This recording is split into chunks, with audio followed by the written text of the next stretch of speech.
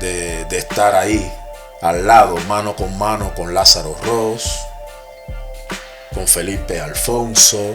Te estoy hablando de los fundadores, ¿no? Tuve la dicha de estar con Margarita Ugarte, con Johanny García. Imagínate ver un ensayo de esas grandes figuras. Tú decías, ¿y yo qué hago aquí? y yo qué hago aquí cuando yo voy a bailar. Esos fueron mis compañeros, ¿no? En el mundo de la danza profesional. Domingo Pao, Gregorio Hernández, El Goyo, Juan de Dios Ramos. Es decir, los grandes conocedores del folclore, pues yo tuve la dicha de ser compañero de ellos. Entonces imagínate, cuando llegamos al Conjunto Folclórico Nacional, llegábamos con la mentalidad, no, porque así me lo enseñaron en la ENA, y ellos se reían, ¿me entiendes? Bueno, pues olvídate como te lo enseñaron en la ENA y ponte las pilas y apréndete cómo es la estética del baile dentro de la compañía. Entonces eso fue muy duro. Brindis de Sala es un músico violinista cubano negro, hijo de esclavo, ¿me entiendes? Y fue un músico en el siglo XIX donde le dieron diferentes órdenes, ¿no? Fuera de Cuba, en Austria, aquí en España, en diferentes países europeos. Prácticamente hizo su carrera musical, ¿no? Y fue uno de los grandes músicos célebres cubanos, violinista negro, donde interpretaba melodías, ¿no? De origen africano. Esa era una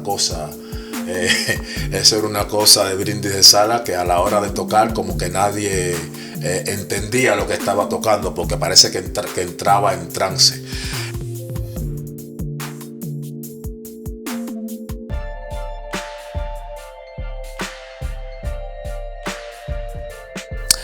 Hello Dancer, bienvenido a otro episodio de Free Dance Podcast. Hoy tengo el placer de entrevistar a una persona increíble en mi carrera artística. Él es maestro, bailarín y coreógrafo, y a su vez es mi padre. Demos la bienvenida a Javier Monien. ¿Cómo está? Pues muy bien. Te ha gustado la introducción, ¿no? Gracias. Pues muy bien, sorprendido por la grata presencia tuya aquí en España. Me sorprendiste, y a la vez me sorprendiste doble, porque me dijiste en cuanto llegaste que me preparara para que me ibas a hacer un podcast. Entonces pues nada, aquí estamos, muy emocionados y listo. Ha sido un año que no venía a España y ha sido un año que preparamos el podcast aquí en la casa. ¿Te acuerdas cuando hicimos de qué iba a ser el podcast, de lo que íbamos a hablar y todas las ideas que salieron ahí ese día? Pues nada, se llegó a cabo. En cuanto me hablaste de que estabas interesado en hacer un podcast, pues bueno, nos pusimos mano a la obra, empezamos a diseñar, ¿no? Un poco cómo se podía hacer. Yo no tenía ninguna idea de cómo hacer un podcast, pero siempre te di la referencia de que mirase muchos podcasts en YouTube, cómo lo hacían la gente, y que era una idea interesante, porque la verdad que en ese momento que me lo comentaste no había muchos podcasts, ¿no? que hablaran sobre la temática del ballet. Entonces me parecía un proyecto muy interesante. Sí. Y nada, pues yo creo que podemos empezar. Esta idea también ha surgido por la necesidad de que haya, como ya tú has dicho, que haya un programa donde se pueda debatir y conversar sobre la danza, incluso en Sudáfrica. Este podcast yo lo hago en Sudáfrica. Y a mí la idea era de que la gente tuviera una plataforma donde pudieran expresarse y decir todo lo que siente sobre la danza. Y bueno, creo que lo estoy logrando poco a poco. Este es el segundo podcast en español, así que no te atrevas a hacerlo en inglés. No, yo no me manejo en el inglés. Nada, pues vamos a empezar. Cuéntame un poco cómo ha sido tu llegada a la danza, cómo fue que te cautivó el hecho de estudiar danza.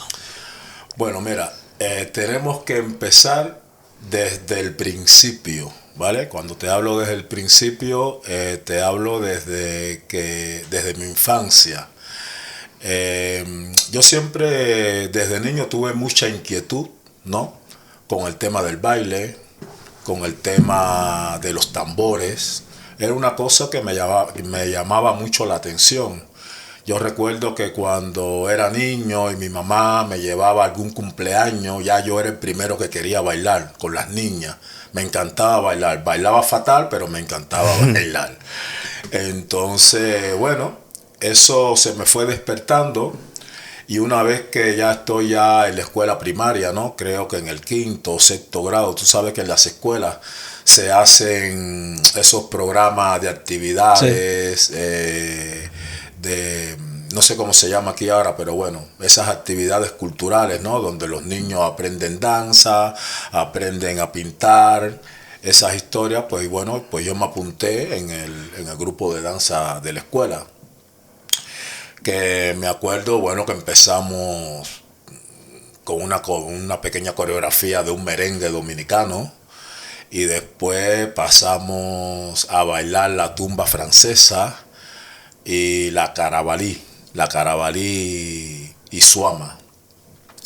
Que eso lo montó uno de los grandes conocedores de la cultura popular tradicional cubana santiaguera, el maestro Ernesto Armiñán. Fue mi primer profesor de danza, por así decirlo, ¿no?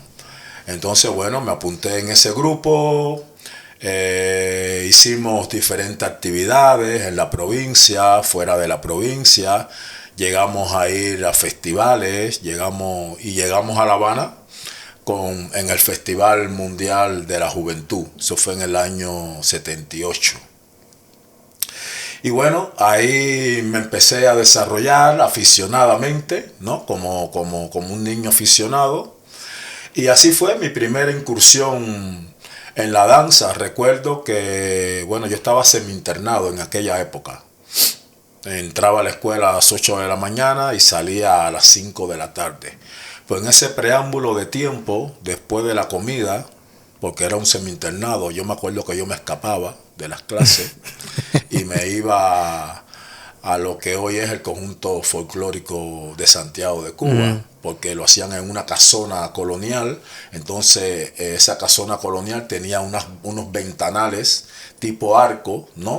Que eran muy amplios, y ahí yo me ponía y los miraba, ¿no? Cómo saltaban, cómo tocaban, cómo se movían, y siempre me daba mi escapadita y me quedaba así entre las rejas, ¿no?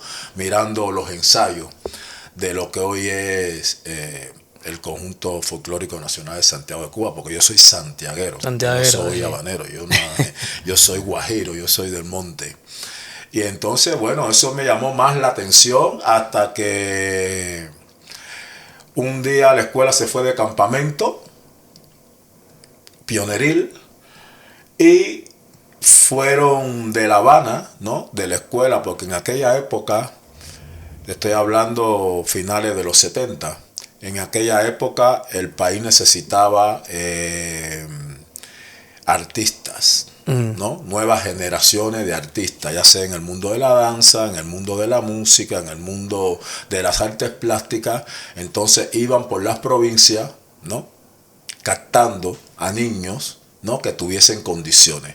Y da la casualidad que esa delegación de La Habana, ¿no? Del Ministerio de Cultura, que cuando ya llegué a La Habana, ya a la Escuela de Arte, eran mis maestros, fueron a ese campamento a hacer las audiciones, ¿no?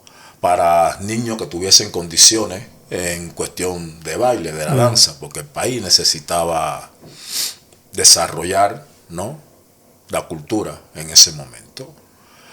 Y éramos 300 niños en el campamento aproximadamente, unos 350, casi 400 niños. Y de esos 400 niños, pues bueno, tuve la gran suerte de aprobar una niña, me acuerdo perfectamente cómo se llama, Edelvis, y yo. Aprobamos dos. De 350 a 400 niños. Aprobamos, sí, aproximadamente. Aprobamos dos solamente. Ella no se presentó, Ella no se presentó y yo, pues mira, flipando, alucinado, muy contento. Se lo conté a mi padre, porque en aquella época yo vivía con mi padre, y que me había ganado una beca para La Habana, para estudiar danza. Eso sonaba raro en aquella época. ¿Cómo que una beca para La Habana para estudiar danza? Y solo. y solo. Entonces, bueno, ya a mi papá le llegó una carta de la Escuela Nacional de Danza explicándolo, ¿no? De qué iba el tema. Entonces me dice, bueno, si a ti te gusta la danza, pues arriba. Y así fue. Y me fui para La Habana, él me llevó para La Habana.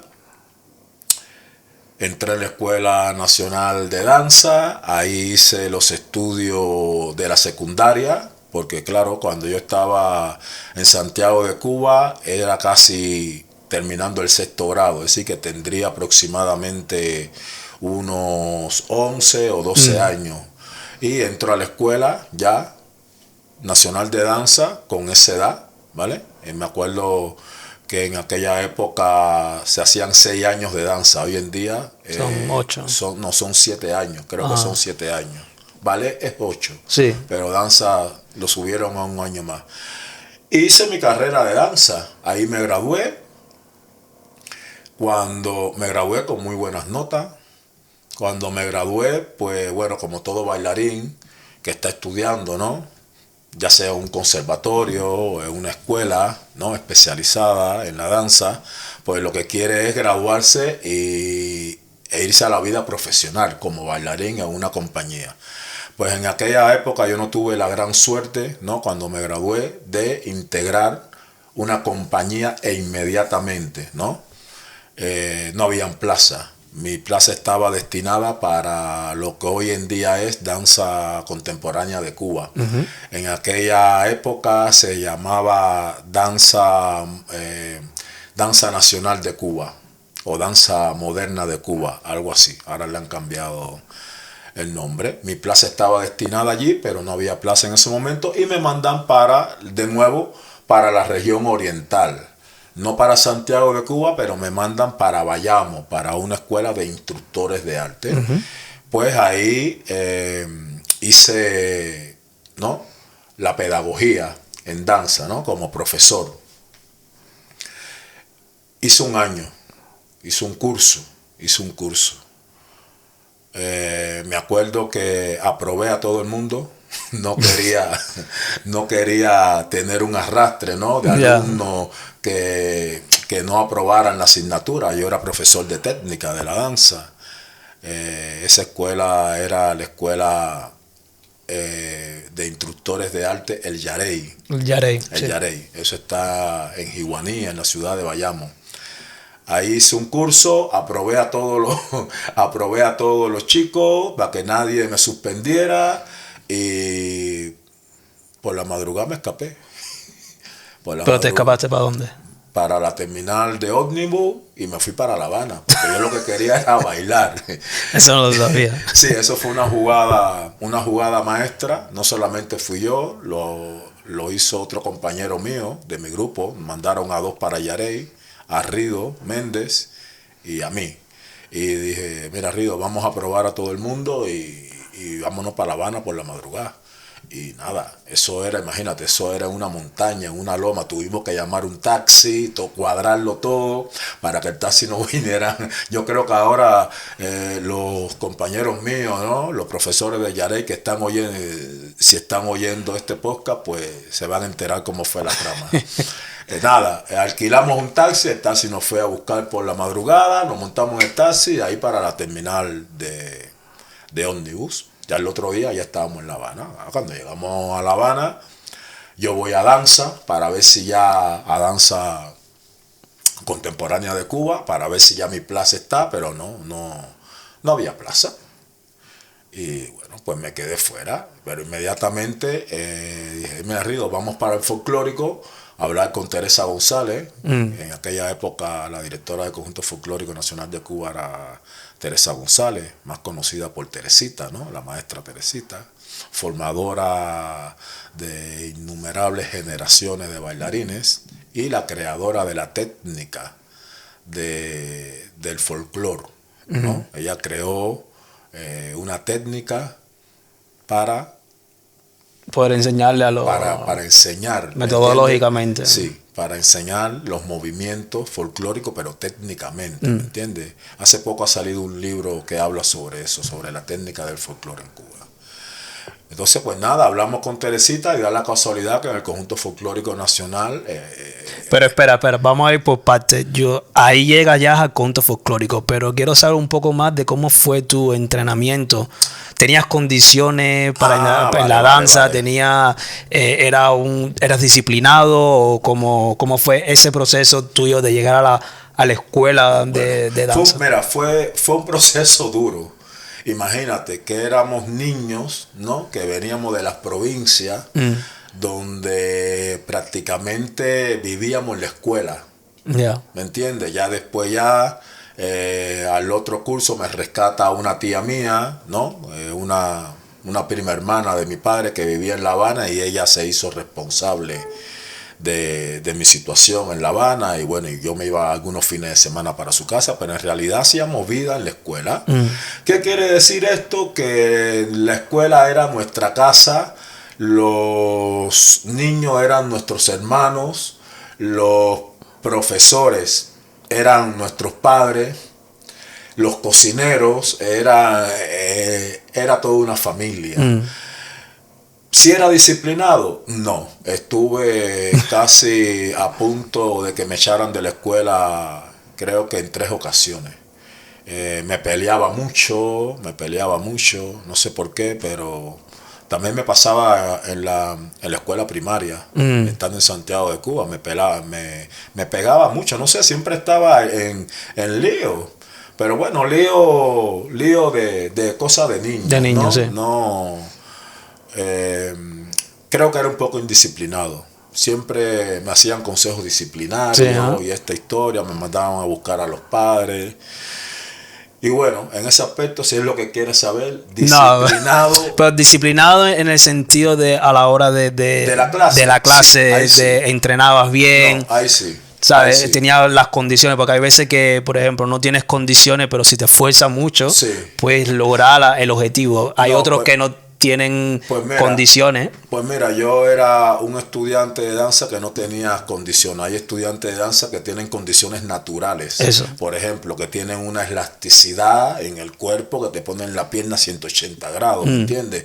Yo era muy limitado y era muy cerrado de cadera. Pelvis, ¿me entiendes? Entonces, lograr hacer un split, eso me costaba Dios y ayuda. Entonces yo me di cuenta de que tenía que trabajar el doble. ¿Me entiendes? Yeah. Entonces, eso me costó mucho trabajo, mucho esfuerzo, pero también mucha disciplina. Y creo que fue lo que me salvó, ¿me entiendes? De aprobar el pase de nivel. ¿Me entiendes? El pase de nivel, el objetivo principal era llegar a aprobar el pase de nivel. Yeah. ¿Me entiendes? Para pasar al nivel medio. Entonces, bueno, sí, tú entrabas a la escuela de danza, pero si desaprobabas el pase de nivel, pues sí, eso ya te despedían. Te despedía de la danza. Sí. Entonces, bueno, ese era el objetivo. Una vez ya aprobado el pase de nivel, sabía que te ibas a graduar. ¿Me entiendes? Pero bueno, no fui un niño tan disciplinado en la escuela. Creo que a veces también nos escapábamos. ¿Qué pasa? Que la escuela de arte era una escuela abierta, ¿me entiendes? Cercana a la playa. Al frente de la escuela estaba la playa. Al lado de la playa estaba el Coney Island, que era un parque de diversiones de cuando Cuba era capitalista. Sí, me acuerdo. Imagínate, al frente de la pizzería, es decir, estábamos rodeados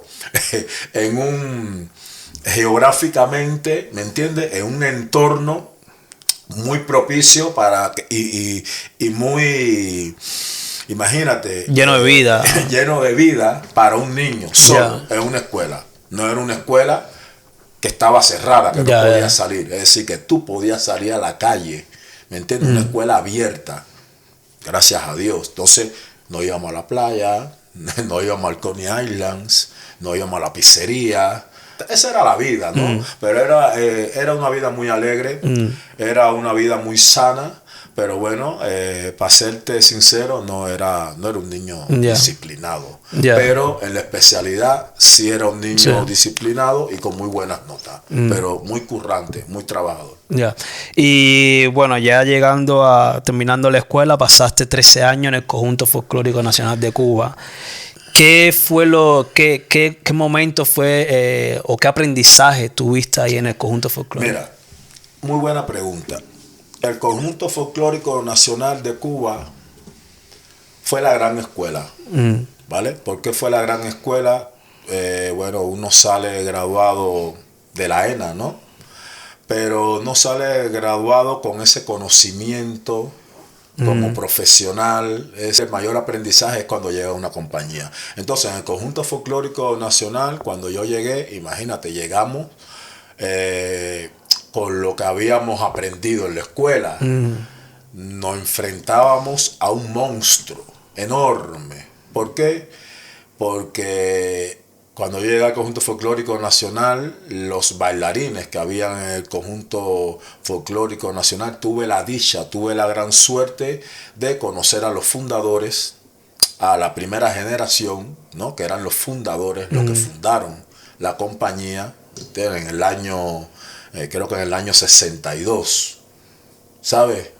La segunda generación, la tercera generación y la cuarta generación. Es decir, que ya la primera generación ya casi eran ya bailarines mayores, ya de los 40 para arriba, ¿me entiendes? Pero bueno, como el folclore es un género dentro del mundo de la danza, que lo puede bailar un joven, un niño, una persona mayor, ¿no? Pues habían personas mayores con un profundo conocimiento sobre la cultura popular tradicional cubana. Tuve la dicha de estar ahí, al lado, mano con Lázaro Ross, con Felipe Alfonso. Te estoy hablando de los fundadores, ¿no? Tuve la dicha de estar con Margarita Ugarte, con Johanny García.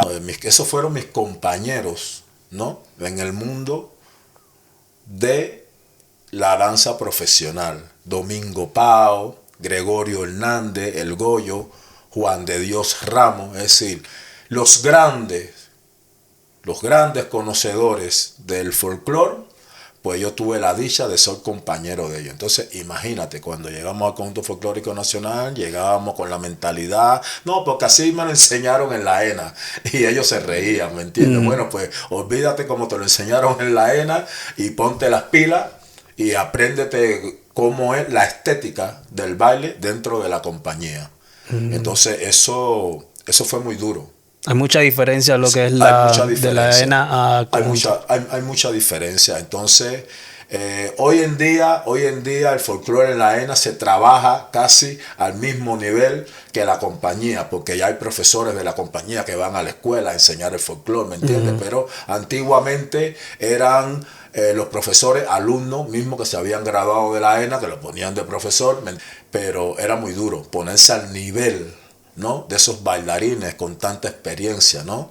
En esa cultura de tanta raíz, de tanta fuerza, ¿no? Conocer los bailes de origen bantú, conocer los bailes de origen arará, conocer los bailes de origen carabalí, conocer los bailes de origen yoruba. Entonces, ¿qué pasa? Que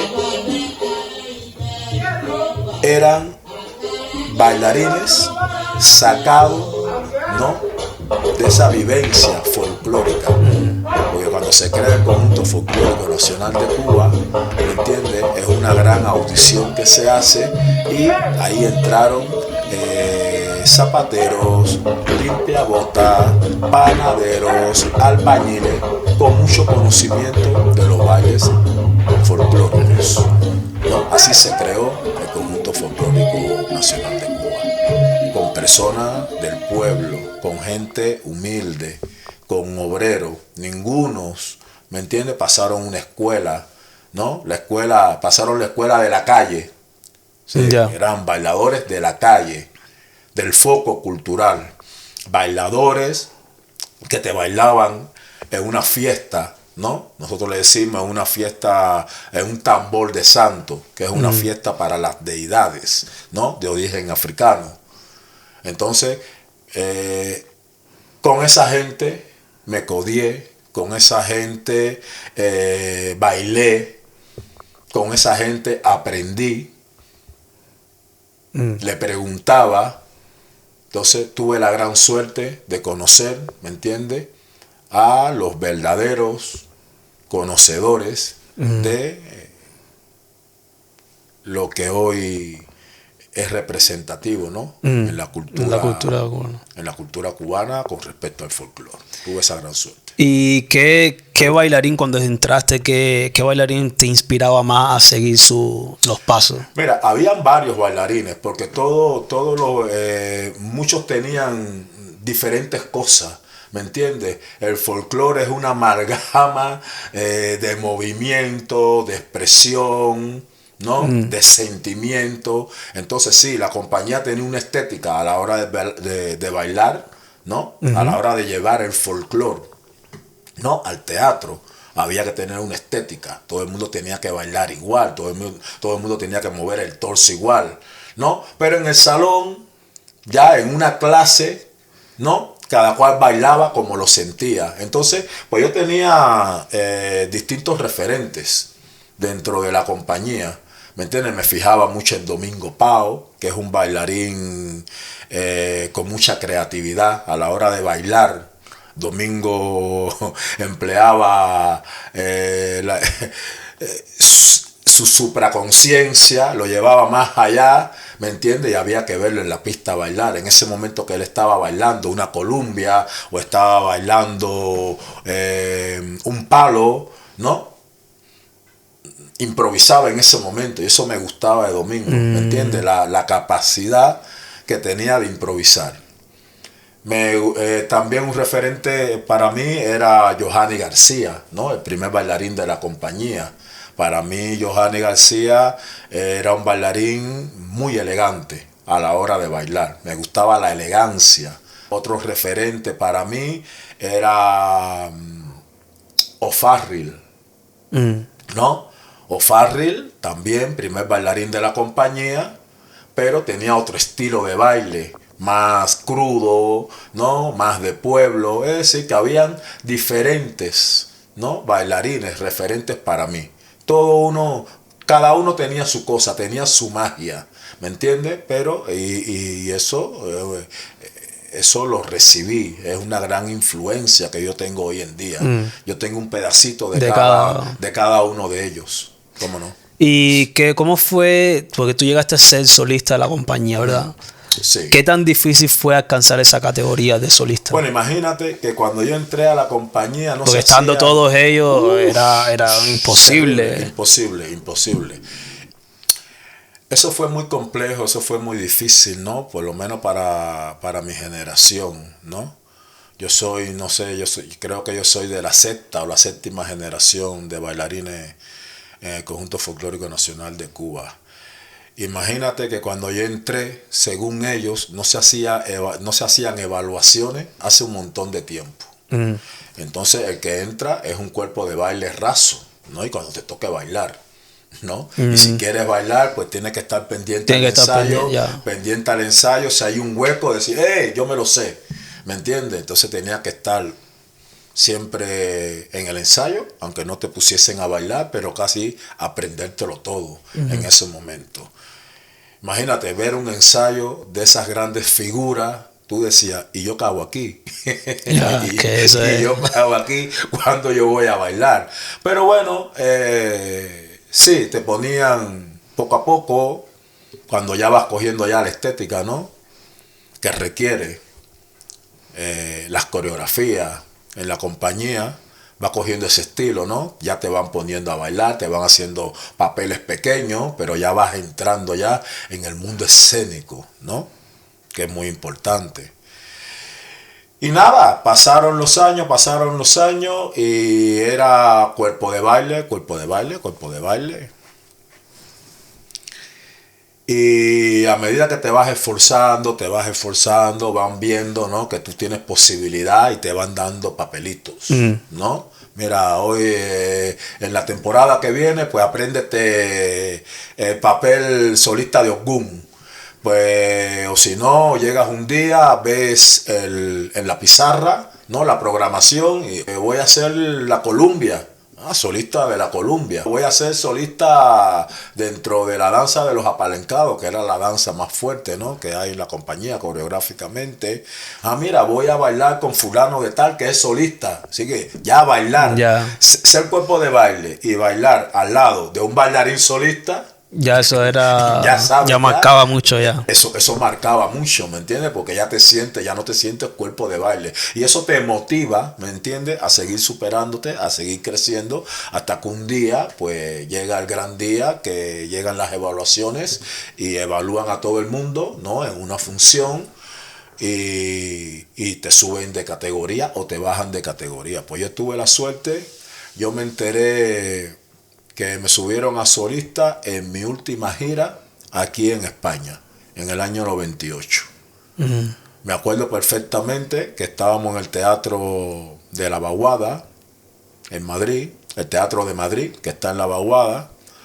Antes de empezar la función, ¿no? El director, el coreógrafo, el regisseur da las notas, ¿no? De la función anterior, ¿no? Oye, mira, tú esto, y recuerdo perfectamente, va a ser solista de... Recuerdo que me aplaudieron, eso me pasó en esa gira, en esa última gira que yo hice con la compañía en España. Y ya cuando llegué a Cuba ya, que se hicieron las evaluaciones, pues... ahí ya me dieron ya... Era oficial. La categoría de bailarín solista. Entonces, bueno, dentro de la categoría de bailarín solista podía hacer el solo de Ogún, una coreografía que se llamaba Ogún de Sei. Podía salir en la danza de los apalencados, ¿no? En una parte del semicírculo, ya como bailarín solista, ¿no? O bailando con los bailarines solistas, ¿no? Es decir, algunos papeles en rumbas y comparsa, bailaba, hacía la Columbia y después me tenía que vestir de un personaje que es como, no me acuerdo cómo se llama mucho ese personaje, que está vestido con unas telas y es el que cierra el espectáculo en la comparsa, ¿no? En la comparsa se tira al público, ¿no? El mono no sé qué. Ese se llama el personaje, no me acuerdo mucho. Y bueno, y fui adquiriendo algunos papelitos. Me acuerdo que en un festival de folclore en Cuba, en un festival internacional de folclore, se tuvieron que hacer algunas coreografías para ese festival internacional de folclore, que era el primer festival internacional de folclore en Cuba, que vinieron compañías de América Latina, de México, no sé, de algunos países, principalmente de América Latina, y se hicieron coreografías para ese festival. Y me acuerdo que Manolo Micler, ¿no? Que era el regisseur de la compañía y el coreógrafo principal de la compañía, hizo una coreografía que se llamaba Guerreros. Éramos 3, ¿no? Los guerreros, haciendo referencia, ¿no? A las deidades, ¿no? De la cultura yorubá. A Legua, a Ogún y a Ochosi. Éramos 3 bailarines. Julián Villa, Dionisio Paul y yo. Y yo hacía el papel de Ochosi. Dionisio Paul hacía de Ogún y Julián Villa hacía de Ogún. Entonces la coreografía se llamaba, o el ballet se llamaba Guerreros, los 3 guerreros, ¿no? Y bueno, salimos en la prensa y todo, ¿no? Porque fue algo sensacional esa coreografía. No sé por qué no se ha quedado de repertorio en la compañía. Pero bueno, ahí ya yo fui haciendo mis papelitos ya de solista. Después vino un artista plástico dentro del mundo de la plástica muy conocido, Leandro Soto. Ahí quería llegar yo ahora, te iba a preguntar sobre eso. Sí. Bueno, sigue, porque ya quería llegar a ese punto, porque me has hablado mucho de esta pieza. Y es una pieza que creo que te ha marcado mucho como bailarín, sí. Brindis de Sala. Sí, claro. Después, bueno, ya se apareció un día este artista plástico, ¿no? De la plástica cubana, Leandro Soto, que estaba interesado en hacer un trabajo, ¿me entiendes?, sobre el músico célebre, sobre el célebre músico cubano, ¿no?, del siglo XIX, José Claudio Brindis de Sala. ¿Por qué? Porque él, bueno, se inspiró, como buen artista plástico que es, en una escultura que había en su ciudad natal, creo que en Cienfuegos, de Brindis de Sala. Creo que había un monumento a Brindis de Sala en la ciudad de Cienfuegos y siempre le llamó la atención, ¿no?, en la postura que estaba esa escultura, o en la postura que estaba sentado. Brindis de Sala es un músico violinista cubano negro, hijo de esclavo, ¿me entiendes? Y fue un músico en el siglo XIX donde le dieron diferentes órdenes, ¿no?, fuera de Cuba, en Austria, aquí en España, en diferentes países europeos. Prácticamente hizo su carrera musical, ¿no? Y fue uno de los grandes músicos célebres cubanos, violinista negro, donde interpretaba melodías, ¿no?, de origen africano. Esa era una cosa de Brindis de Sala, que a la hora de tocar como que nadie entendía lo que estaba tocando, porque parece que entraba en trance. Entonces, bueno, para no marear un poco la perdiz, este artista plástico, Leandro Soto, se inspiró en esa escultura que está en su ciudad y quería hacer un ballet, quería hacer algo, ¿no?, con Brindis de Sala, con algún bailarín. Y bueno, fue al Conjunto Folclórico Nacional de Cuba, vio una clase y me señaló a mí, y en ese momento me llaman para la dirección y digo, bueno, ya la he liado, ya la he liado de nuevo. Y nada, que si estaba interesado, dispuesto, con la disposición de defender esa obra de este artista. Y dije que sí, que claro que sí. Y nada, me puse a la tarea de informarme mucho sobre la vida de Brindis de Sala, meterme en el personaje. Sobre todo meterme en el personaje, meterme en la historia, quién fue Brindis de Sala, meterme en la época, ¿no?, para interpretar. Era el primer ballet que se hacía en Cuba sobre José Claudio Brindis de Sala, porque se han hecho otros trabajos cinematográficos, ¿no?, sobre la vida de Brindis de Sala, pero en una compañía de danza como tal, no sé, nunca se había tocado ese tema. Y bueno, la primera compañía que tocó ese tema sobre este célebre músico cubano fue el Conjunto Folclórico Nacional, y yo fui el intérprete de ese ballet. Y nada, ahí me fui desarrollando. Era danza teatro. Era danza teatro y también con algunos elementos, ¿me entiendes?, de la danza moderna cubana, ¿me entiendes? Era casi un híbrido dentro del mundo del folclore, ¿no? Algo que no se entendió muy bien, algo que fue muy criticado, porque bueno, el mundo del folclore también hay que decir que es un poco cerrado. No te salgas de lo ya establecido, de lo conocido, no te salgas de ahí. Si te sales de ahí, ya eso no es folclore, ¿me entiendes? Pero bueno, yo fui con ese ballet que abrí un poco el camino, ¿no?, de que el folclore, oye, mira, sin perder la esencia, se puede trabajar el folclore también, ¿no?, partiendo de la técnica, cogiendo un poco de técnica, ¿no? Y creo que eso enriquece. Y este trabajo, pues bueno, se basaba en eso. Era una rumba drama, ¿no?, que narraba la vida de Brindis de Sala, ese conflicto. Porque ¿qué pasa? Que Brindis de Sala tenía un conflicto consigo mismo. ¿Dónde estaba el conflicto? Que él tenía su parte negra. Él sabía que era hijo de esclavo, pero era un negro que estaba en la alta sociedad. Entonces tenía ese conflicto, su parte negra, que no la podía sacar, porque si estás en la alta sociedad, imagínate, estamos hablando de la Cuba colonial. Estamos hablando de cuando Cuba estaba en la época colonial, ¿me entiendes? Un negro en la alta sociedad española no podía sacar su parte negra. Tenía que siempre estar mantener el porte y aspecto, ¿me entiendes? De negro, pero negro blanco. Entonces tenía ese conflicto.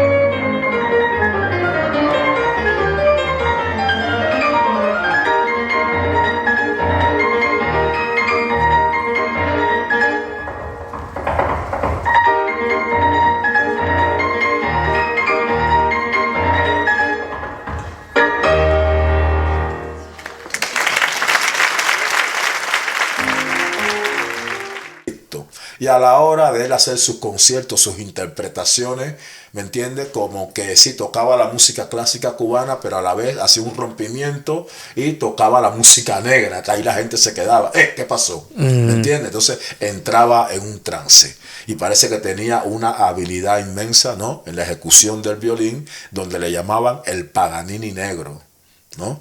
Entonces, bueno, fue un músico importantísimo, José Claudio Brindis de Sala.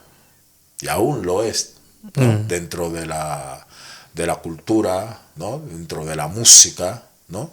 De aquella época, ¿no? Dentro de la música clásica cubana o dentro de la música culta cubana, José Claudio Brindis de Sala. Pues tuve la gran satisfacción, ¿no? Y la gran oportunidad que me dieron de interpretar a este célebre músico cubano. Además de Leandro Soto, también trabajaste con Mendive y Alina Sánchez. ¿Qué tal fue esa experiencia contigo? La verdad, yo no sé, bueno, tenía esa gran suerte que cuando iban buscando algunos artistas, ¿no? La colaboración del Conjunto Folclórico Nacional para que trabajaran con ellos, pues yo tenía esa gran suerte, ¿no? De Javier, no sé.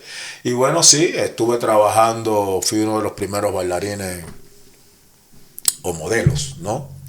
Del pintor cubano, primitivista, ¿no? O afrocubano, Manuel Mendive. Y también tuve el gusto y el placer de hacer una gira por Brasil, ¿no? Nosotros inauguramos el Memorial Latinoamericano, ¿no? Que es un teatro inmenso de 2 públicos, ¿no? Que hay en las ciudades de Sao Paulo, y fue invitada la compañía del Estudio Lírico Nacional de Cuba, y también, bueno, formé parte del elenco, ¿no? Con la obra María Lao. Y fui integrante también de esa producción. Trabajar con estos artistas ya consagrados, ¿no? Me aportó mucho. Claro que aporta, ¿me entiendes? Porque de Mendive recibí cómo interpretar un cuadro. Eso es muy importante, ¿no? De Mendive recibí la magia, ¿no? Ancestral. De Mendive Mendive estuvo viviendo mucho tiempo en África, ¿no? Me hablaba mucho de África, ¿no? De la cultura africana, de la música africana, de la espiritualidad africana.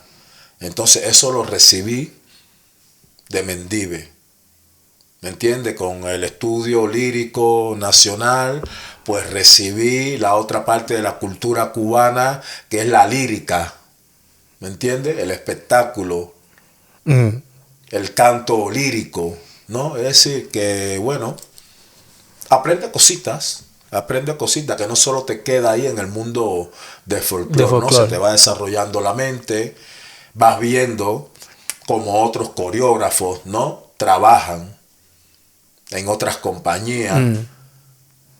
Aprende cómo hacer un performance, porque con Mendive hacíamos performance, sí. ¿Me entiendes? Él nos daba la idea. ¿Cuál era el objetivo de de Manuel Mendive cuando quería trabajar con bailarines. Pues nosotros interpretar la pintura del maestro.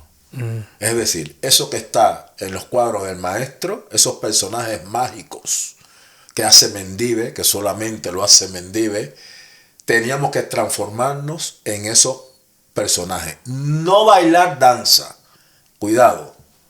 Ahí está la diferencia. No bailar danza. Él no quería, él no decía, yo sé que ustedes son bailarines de danza, pero yo no quiero que cuando ustedes trabajen conmigo bailen danza, hagan danza. Yo quiero que ustedes interpreten mis cuadros, mi pintura. Entonces, bueno, eso era una clase magistral. Él se sentaba con nosotros y nos decía, ¿no?, qué es lo que quería.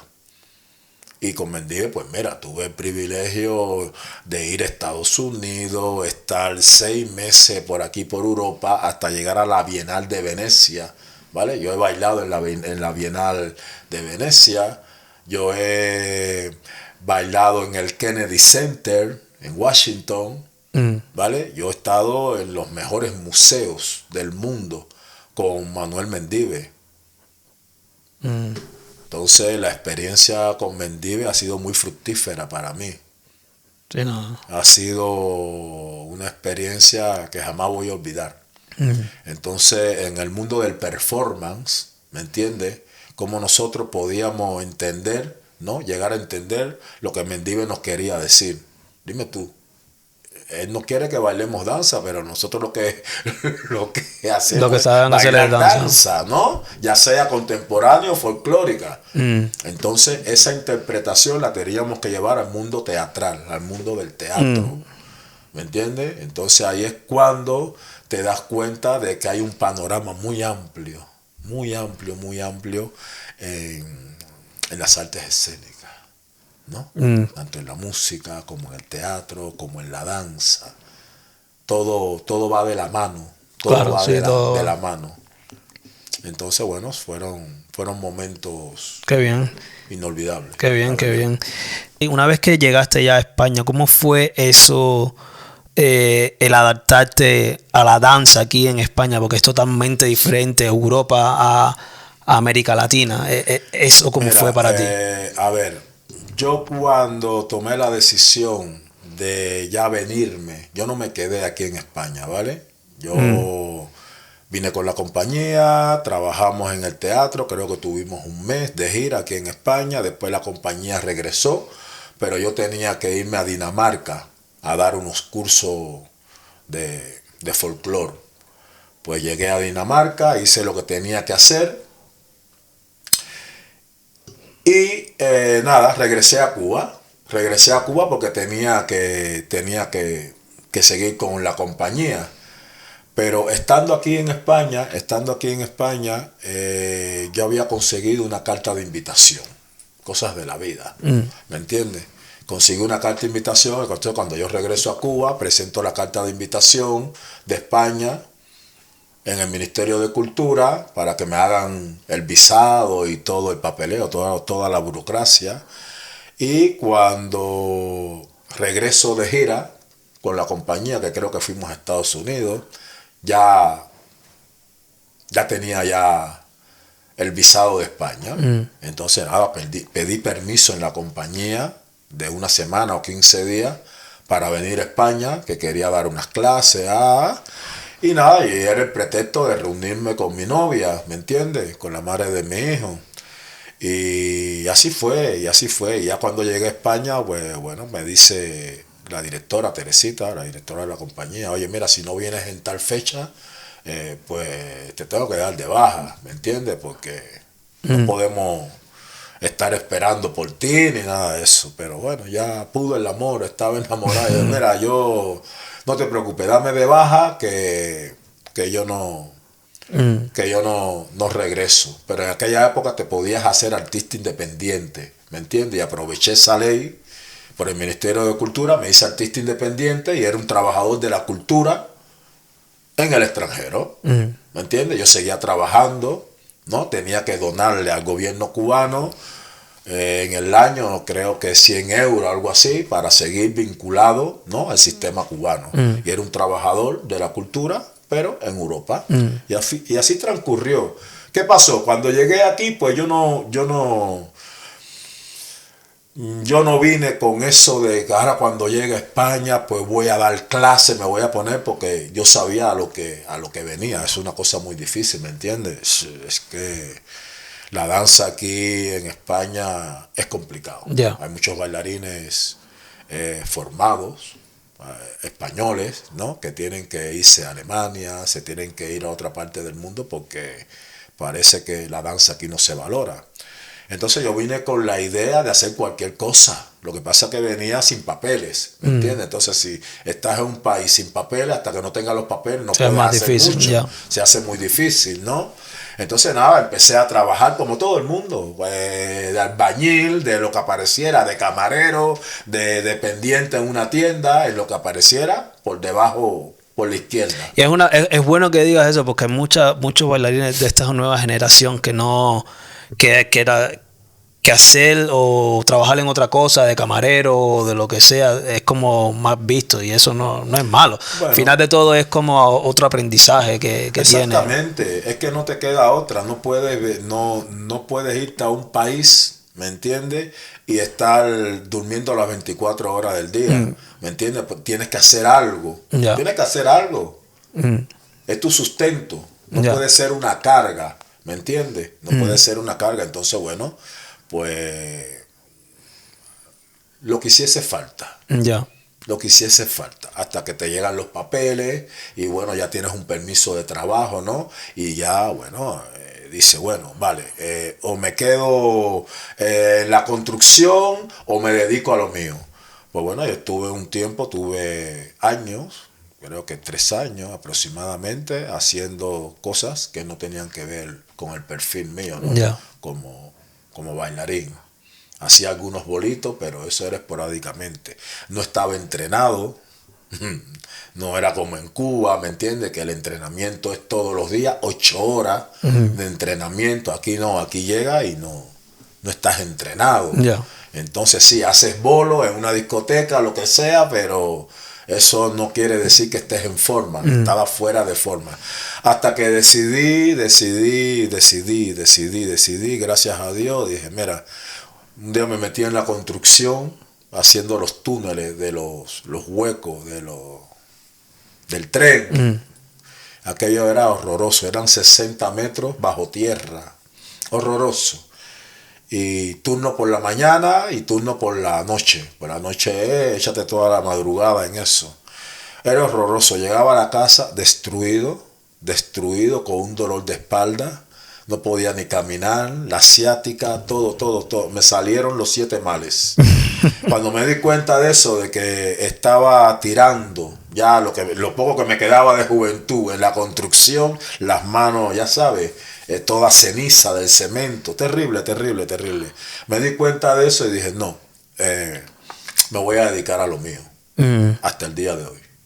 Hasta el día de hoy que me dedico, bueno, he trabajado en empresas privadas, en el Madrid Dance Center, que es una de las academias con mucha notoriedad en el mundo del ballet, que lo lleva Iván Barreto. Me dio la oportunidad de trabajar en su academia, de ejercer la técnica de la danza moderna cubana en el Madrid Dance Center.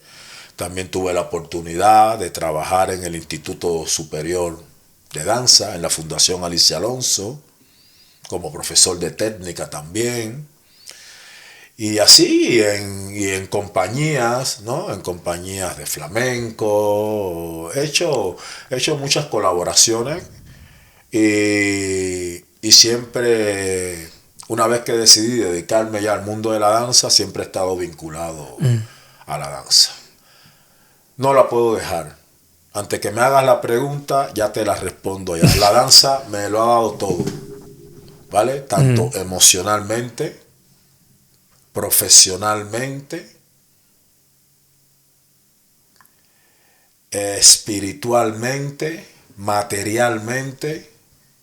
Yo soy lo que soy hoy por hoy gracias a la danza. La danza es mi vida, la danza es mi novia. ¿Tienes novia? Sí.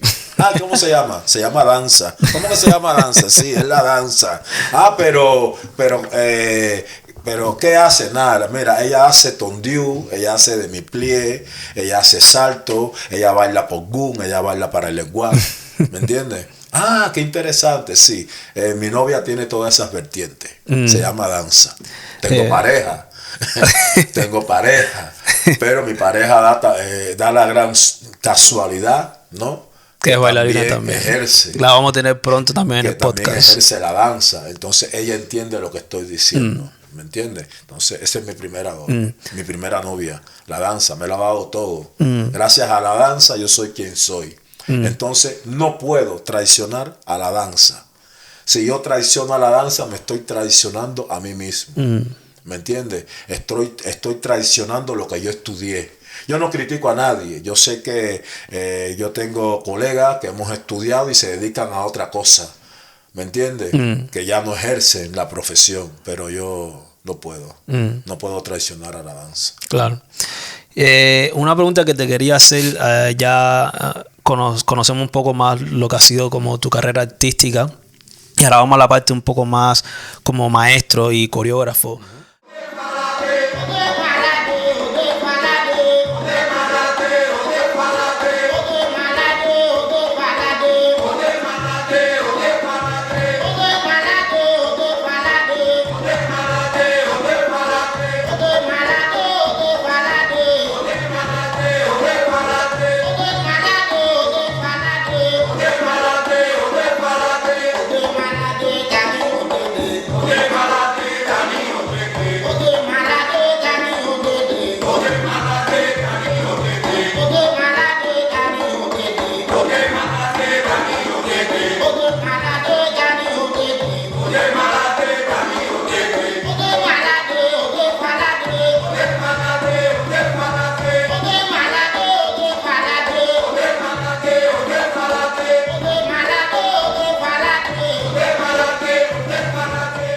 ¿Crees que hay muchas personas que confunden lo que es la danza folclórica con la cultura cubana en su totalidad? Ah, muy buena pregunta. ¿Cómo pudieras explicar un poco así con lo que mira, la diferencia que hay? Porque creo que hay mucha confusión en eso. Diferencia no, hay mucha ignorancia, ¿vale? Y me voy a atrever a contestarte esta pregunta y meterme en este punto, y yo sé que hay gente que le va a gustar y hay gente que no le va a gustar. Bueno, de eso se trata el podcast. Bueno, me voy a explayar un poco aquí. A ver, mira, ¿qué es lo que pasa?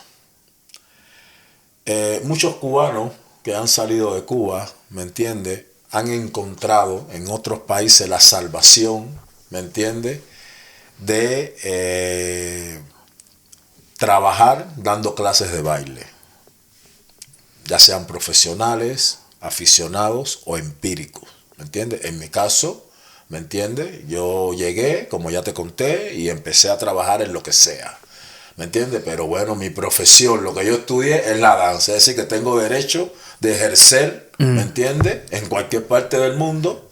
Lo que estudiaste. Lo que yo estudié. Aparte, tengo el título convalidado, que es muy importante decirlo y que se sepa.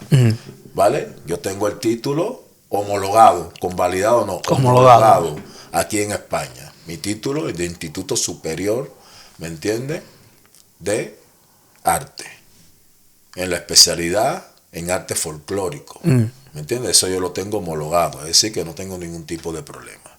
Y aparte soy autónomo, es decir, que pago mi seguridad social, pago mis impuestos con mi trabajo. Pero también está el que viene y tiene que empezar a inventar, ¿me entiendes?, y se pone a dar clases de casino, de salsa, de lo que sea. Entonces, bueno, pues ahí surgen una serie de problemas, ¿me entiendes?, que yo le llamo los intrusos. Claro, el intrusismo. El intrusismo. No es que no tengan derecho, no es que no tengan derecho de dar clase, ¿me entiendes? Pero aparte que dan clase, ya después ellos quieren imponer, ¿me entiendes?, sus bailes como que eso es lo que es. Entonces venden el baile o venden sí, venden lo que están haciendo como, no, esto es la cultura cubana, que era la pregunta de La cultura cubana. lo que me querías preguntar, ¿no? Lo venden como la cultura cubana. Vamos a ver. Yo pienso que Cuba, ¿no? Es muy amplia culturalmente, y cualquier país del mundo, ¿no? Pero bueno, referente al tema cubano, no podemos vender, ¿me entiendes? El folclore como que eso sea la cultura cubana. No, el folclore o los bailes tradicionales cubanos o los bailes populares cubanos forman parte de la cultura cubana, pero eso no es la cultura cubana. Y eso es lo que se está vendiendo aquí en Europa. ¿Me entiendes? Que el folclore, la rumba, los bailes afrocubanos, eso es cultura cubana. Entonces te lo venden como cultura cubana el extranjero, que no tiene ni idea, ¿me entiendes? De cómo se conforma la cultura cubana, lo compra como cultura cubana. Entonces te dicen, ¡hey, Cuba! ¡Guaguancó! No, espérate. Cuba es mucho más que eso. Cuba es mucho más que eso, ¿me entiendes? En Cuba está la literatura, en Cuba está la plástica, en Cuba está la poesía, en Cuba está la música, tanto tradicional como popular, como la música clásica.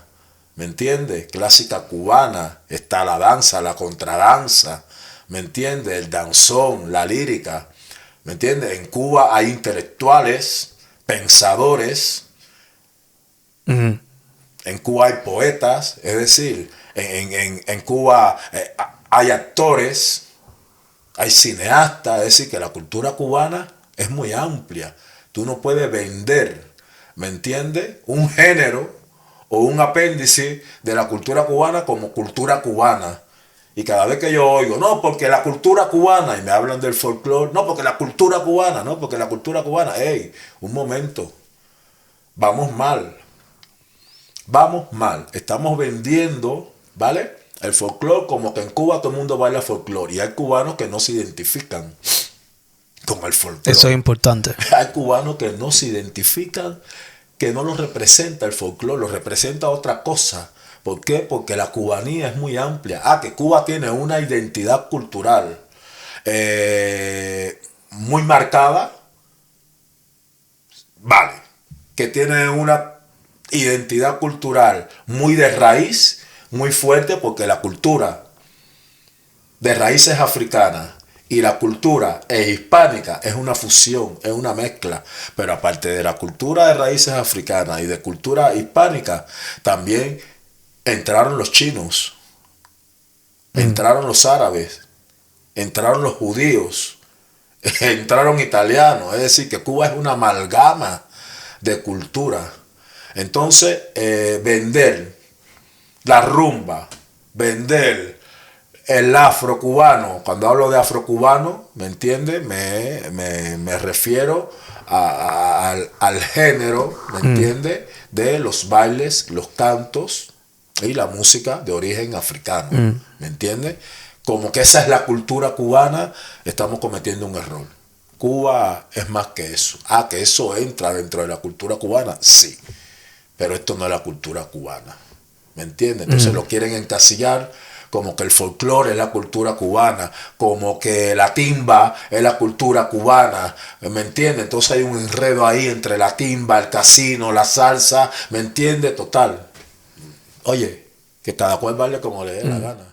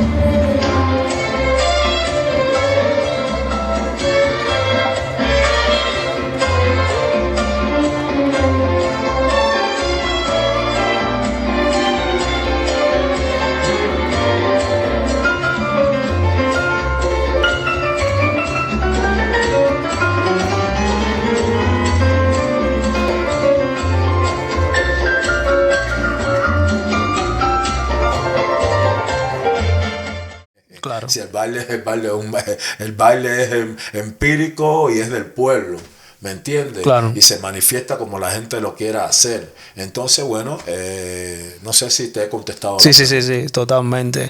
No, y pienso lo mismo. Creo que la gente debería conocer un poco más de lo que es la cultura cubana y no encasillarse en que la cultura cubana es el folclore y la rumba y la gozadera, ¿sabes? A ver, yo estoy tirando piedra en mi propio tejado, porque Claro. yo lo que me dedico, ¿no? No, pero claro. A enseñar, ¿no? Este tipo de danzas, ¿no? Las danzas tradicionales. Claro, pero una cubanas, cosa es enseñarla, pero otra cosa es folclóricas. decir que es cultura cubana, solamente eso. Exactamente. ¿Sabes? El ballet Exactamente. clásico es parte de la cultura cubana. Por supuesto. ¿Sabes? Entonces, La danza moderna, ¿me entiendes? Imagínate tú, que no se menciona la danza moderna o la técnica, ¿no? De la danza moderna. La danza moderna, pues bueno, la técnica de la danza moderna cubana, ¿no? Viene de los precursores de la danza moderna, de Martha Graham, ¿no? De José Limón, ¿no? De Doris Humphrey, ¿no? De Horton, es decir, una mezcla de estilo, una mezcla de movimiento, que cuando eso llega a Cuba, ¿no? Los creadores o los investigadores la mezclan con el folclore, con las raíces africanas, vamos a generalizar, con las raíces africanas, con las raíces hispánicas, ¿me entiendes? Con técnica de ballet, ¿me entiendes? Y de ahí sale la técnica de la danza moderna cubana, ¿me entiendes? Es una técnica muy de raíz, ¿no? Es una técnica de fuerza, de raíz, enraizada, de tierra, de mucha expresión corporal, de mucho trabajo del torso, ¿me entiendes? Es una técnica viva. ¿Pero por qué? Porque tiene elementos de la técnica americana, porque tiene elementos, ¿me entiendes? De la cultura cubana, de los bailes, ¿me entiendes? Del patrimonio que conforma, ¿me entiendes? La cultura popular tradicional cubana. Entonces, la cultura cubana es muy amplia. En la plástica, ¿no? Los artistas plásticos también pues reflejan, ¿no? Nuestras tradiciones o nuestra contemporaneidad también. ¿Entiendes? Danza contemporánea de Cuba comenzó siendo el Conjunto Nacional de Danza, después Danza Moderna de Cuba, después Danza Contemporánea. Fíjate, a través del tiempo, cómo ha ido variando, ¿no? El nombre de la compañía hasta llegar a la modernidad. claro. ¿Me entiendes? Que, bueno, este nuevo lenguaje, ¿no? De la danza contemporánea que está en todo el mundo, ¿no? Más movimientos más fluidos, más ligados, más continuos. La danza moderna pues tiene sus limitantes, ¿no? Sus movimientos estrictos, ¿no? Pero bueno, es la base. Y de ahí aprendimos millones de bailarines. Claro. Y es lo que yo trato, De hacer en tus clases. de hacer en mis clases. Y otra cosa, hay mucho movimiento aquí de salsa en Madrid, sobre todo en Madrid y en España y en Europa también. ¿Tú crees que la gente está aprendiendo la salsa correcta o hay mucha innovación a la hora de los maestros enseñar la salsa cubana? Bueno, me estás metiendo en un tema complicado. Vamos a ver. Cuando yo llegué aquí a España, ¿vale? Ya habían cubanos. Yo llegué en el 99 ya a radicarme aquí ya, ¿no? A afianzarme aquí, a echar raíces ya aquí en España y en Madrid. De aquí de Madrid yo no me he movido. Pero ya habían cubanos ya, ¿me entiendes? Que ya enseñaban a los españoles a bailar, ¿vale? La salsa cubana, ¿me entiendes? Porque bueno, desgraciadamente la terminología de salsa, así se conoce el baile, ¿no? Se ha internacionalizado, no se conoce por casino cubano. En Cuba, vamos a bailar casino. Ya todo el mundo sabe ¿Qué es lo que vas a bailar? ¿Qué es lo que va a bailar? En Cuba se conoce por casino. ¿Por qué? Porque surgieron los casinos, ¿no? Ese baile surgió en los casinos de las playas en Cuba, en La Habana, ¿no? Por eso le llaman casino, ¿no? Pero, bueno, nuestra música cubana viajó al otro lado del charco, ¿no? En la época de los años 40, de los años 50, había un fluir cultural muy fuerte, ¿me entiendes? Donde tú podías coger un barco, yo qué sé, irte a Estados Unidos a las 6 de la tarde y regresar al otro día. Es decir, que era como ir de aquí a Francia o de aquí a Italia. Es decir, que se podía, de Cuba podía ir a Estados Unidos, y de Estados Unidos y los estadounidenses podían venir a Cuba. ¿Me entiendes? Entonces había un movimiento de las aguas, un movimiento cultural, ¿me entiendes? Un ida y vuelta de lo que se tocaba en Cuba, se tocaba en Estados Unidos, y lo que se tocaba en Estados Unidos se tocaba en Cuba. Entonces muchos músicos cubanos, ¿me entiendes? Se mezclaron con los músicos americanos, con los músicos negros americanos, con los músicos jazzistas, introdujeron, ¿vale?, la música de origen africano en la música norteamericana. ¿Me entiendes? Y estas son ahora actualmente, o en aquella época, las jazz band, las grandes bandas de jazz, con influencia de música afrocubana. Entonces, bueno, la música cubana fue cogiendo auge, se fue escuchando fuera de Cuba, ¿no? En Estados Unidos y en México, en América Latina. Ya la música cubana tenía un sello en aquella época. Se está enseñando la salsa actualmente un poco... Sí, fusionada con lo que no era, con lo antiguo. Bueno, ¿qué pasa? Que también se introdujo aquí en España y en Europa, ¿vale?, la salsa de estilo puertorriqueño, la salsa de estilo Nueva York, que es lo que la llamada salsa en línea. Es decir, que la salsa cubana, entre comillas, para los cubanos, para que no se ofenda, oye, mira, dice salsa cubana, como todo el mundo le dice al baile popular cubano, ¿vale?, al casino, todo el mundo le dice salsa. Eso tuvo un parón, ¿vale? La salsa cubana tuvo un parón cuando llegó la salsa puertorriqueña y cuando llegó la salsa al estilo Nueva York, que se hacían grandes congresos. Y hasta el sol de hoy, pues eso es el auge, lo que más vende. Que hay. Pero bueno, son estilos, ¿vale? El estilo puertorriqueño, el estilo de Los Ángeles, el estilo de Nueva York, la salsa o la música cubana, ¿me entiendes? Y ahora que está en un nuevo resurgir, la timba cubana. Que la timba cubana es la evolución de la música cubana, ¿no? La evolución del son cubano, vamos a llamarlo del son cubano, con elementos de jazz, con elementos de ritmos caribeños, con elementos de ritmos afrocubanos, con rumba cubana. Es una mezcla, una amalgama, ¿me entiendes?, de ritmos. Una música con un patrón musical más acelerado, ¿me entiendes?, y musicalmente más elaborado. Muchos ritmos hay, muchos ritmos. No sé, eso le llaman timba cubana. Es decir, que es una sonoridad muy fuerte, ¿me entiendes?, a la hora de bailar. Rítmicamente es casi imposible que puedas estar bailando en baile de posición social una timba bien sonada, ¿me entiendes?, con tu pareja. En un momento tienes que soltarla y empezar a bailar a lo como quieras, porque es lo que te pide, es lo que te pide el cuerpo. El cuerpo no te pide hacer figuritas, ¿me entiendes?, bailando una timba. Ya. Yo pienso que es cuestión de estilos, de diferentes estilos, ¿me entiendes? ¿Por qué? Porque aquí en Europa se comercializa diferentes estilos dentro del mundo de la salsa, ¿me entiendes? Como ya te dije, el estilo de cubano, el estilo de Puerto Rico, el estilo de Los Ángeles, el estilo de Nueva York. Y dentro del estilo cubano, pues la música cubana siempre ha estado en un constante experimento, ¿Me entiendes? Fíjate que si está en un constante experimento, que hemos llegado de la timba y ahora estamos en el reggaetón.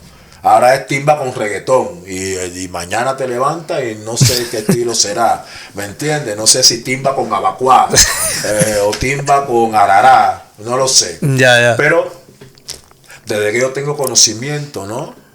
La música cubana siempre ha estado en una constante búsqueda de ritmos, de baile, ¿me entiendes? Bueno, y eso es bueno, eso es malo. No, eso enriquece. Lo que pasa es que, bueno, no se puede llegar, hay que poner un tope. Hay que poner un tope porque, bueno, hay timba buena y timba mala. ¿Entiendes? No es como la salsa puertorriqueña que tiene una lírica, que tiene una poesía.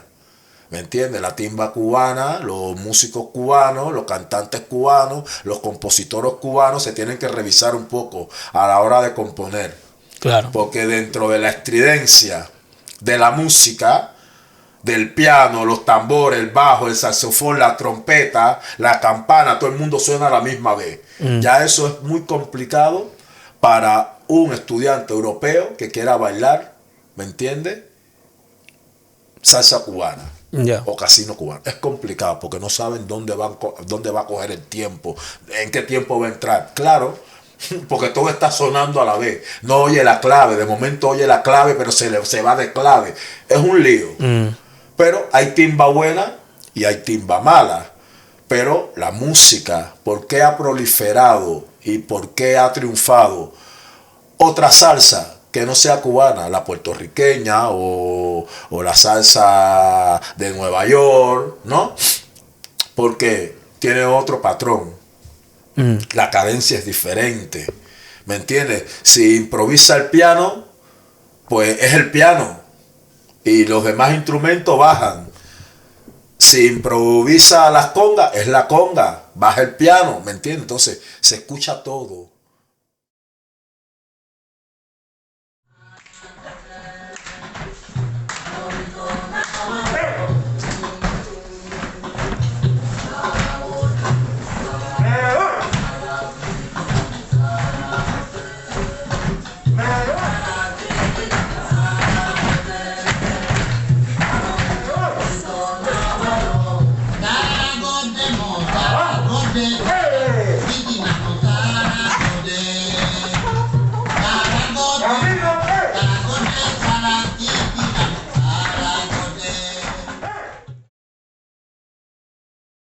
Y por eso has creado el evento cubano El Changó Baila, ¿no? Cuéntame un poco sobre este evento y las producciones que has hecho. Sí, mira, el Changó Baila es un evento internacional de bailes y ritmos cubanos, hecho aquí en España, en Madrid, en la ciudad de Leganés. En este evento yo doy a conocer, ¿no? Y a divulgar la cultura popular tradicional cubana. Hago un recorrido y recreo, ¿no? Un poco la historia, la tradición, los mitos, las leyendas y hechos culturales acontecidos en Cuba. ¿Y qué baile has hecho que hayas hecho aquí en Madrid? Bueno, mira, con respecto a las producciones, el formato que tienen mis producciones es un formato cultural y teatral. Aproximadamente tengo 6 o 7 producciones. Hago ese recorrido, ¿no? Histórico y también político, ¿no? Y cultural cubano. Yo tuve el placer de bailar una de tus coreografías y yo creo que ha impactado mucho en la sociedad aquí de Madrid y fue Lo Real Lo Maravilloso. ¿Puedes hablarme un poco de esa pieza?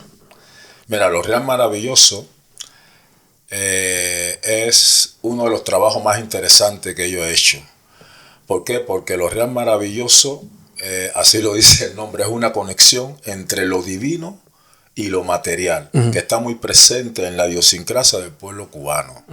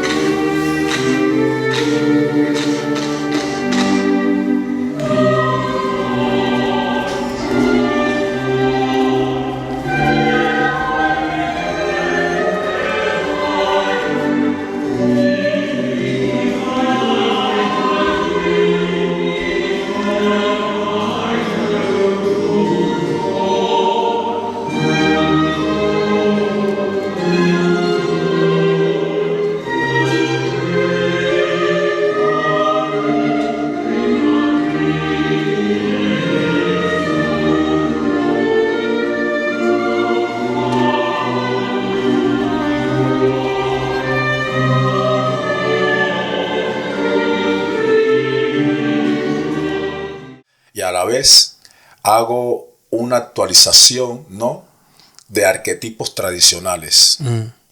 Eso es lo real maravilloso. Qué bien, qué bien. Es una pieza súper bonita y ojalá la puedas poner de nuevo en escena. Ojalá. Y nada, una última pregunta. ¿Qué consejo le daría a estas nuevas generaciones de bailadores aquí en España? Mira, es una pregunta muy importante. Yo el consejo que le daría es que cuando vayan a aprender un baile, que sea de cualquier latitud del mundo, por lo menos que sepan sobre la historia de ese baile, qué es lo que están bailando, qué es lo que están interpretando. Por ejemplo, cuando bailan una salsa y hacen un paso, ¿no?, con movimientos de origen o de raíz africana, es importante, ¿no?, que el bailador sepa lo que está bailando, de dónde proviene el baile, qué es lo que está interpretando, a qué deidad se le está bailando, el conocimiento del toque, de la música, del canto, ¿no?